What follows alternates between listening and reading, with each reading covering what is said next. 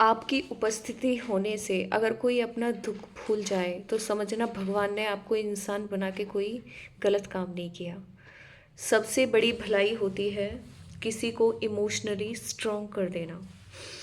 ये चीज़ें हम इंसानों में भी इमोशंस हैं, एनिमल्स में भी इमोशंस हैं, पर इंसान अपनी इमोशंस को डिसाइड कर सकता है। वो अपने बिहेव को डिसाइड कर सकता है कि what is the right, what is the wrong for me and others.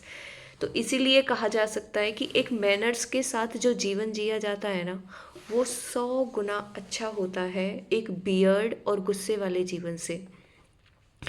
इसीलिए हमारी सोसाइटी में एक एजुकेशन का स्ट्रक्चर बना हुआ है। वो एजुकेशन का स्ट्रक्चर हमें सिखाता है कि हमें अपनी लाइफ को किस तरह से जीना है और किस तरह से ट्रेंड करना है। तो लोग कहते हैं कि शिक्षा क्या होती है, क्या शिक्षा के लिए पढ़ना पड़ता है, शिक्षा हमें क्या देती है, क्यों क्यों हम खुद को शिक्षित करें। तो आप अकबर और बीरबल के आपने बहुत सारे किस्से सुने होंगे।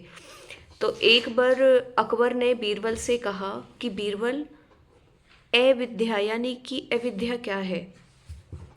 तो बीरबल ने कहा कि महाराज आप मुझे इसके लिए 4 दिन का टाइम दीजिए, उसके बाद मैं आपको आके बताऊंगा कि अविद्या क्या होती है। तो अकबर ने कहा कि ठीक है। फिर क्या हुआ कि जो बीरबल था वो बुद्धिमान था, उन सब के चर्चे तो आप सब ने भी सुने होंगे।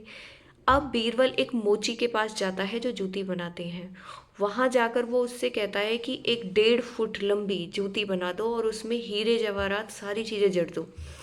तो मोची कहता है कि इतनी बड़ी जूती कौन पहनेगा। तो बीरबल ने कहा कि आप सिर्फ बना दो और 1.5 फुट उसमें अच्छे से हीरे जवाहरात जड़ देना। उसने कहा ठीक है, 3 दिन बाद मिलेगी। 3 दिन बाद बीरबल आता है और वो जूती ले जाता है, 1.5 फुट बड़ी, और उसमें हीरे जवाहरात जकड़े हुए होते हैं। तो बीरबल क्या करता है कि एक जूती को मस्जिद में फेंक देता है और एक को अपने साथ लेके अपने घर चला जाता है। तो जैसे ही मौलवी सुबह सुबह मस्जिद में आता है तो वो उस जूती को देखता है तो कहता है कि 1.5 फुट लंबी जूती, यानी कि इंसान के पैर में तो ये आ नहीं सकती। इसका मतलब रात को यहाँ पर अल्लाह आया था और वो अपनी एक जूती को छोड़कर चला गया। तो वो उसे उठाता है, सर को लगाता है, चूमता है।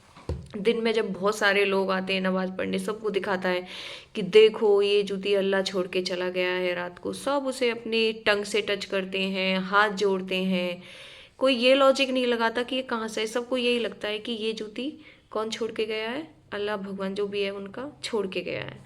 दूसरे दिन उसी जूती को लेके अकबर के पास जाते हैं वो मौलवी और वो सारे लोग इकट्ठे होके कि देखो रात को भगवान आए हैं। सम्राट उससे अकबर से बोलते हैं कि रात को भगवान आए थे, वो सॉरी मौलवी जी आए थे और ये जूती छोड़ के चले गए हैं मस्जिद में, एक वो चली गई है उनकी। तो फिर अकबर भी उसे लेता है, चूमता है, सर को लगाता है और रख देता है। अब शाम तक फिर बीरबल दरबार में आता है तो बीरबल का जो फेस है वो उतरा हुआ है।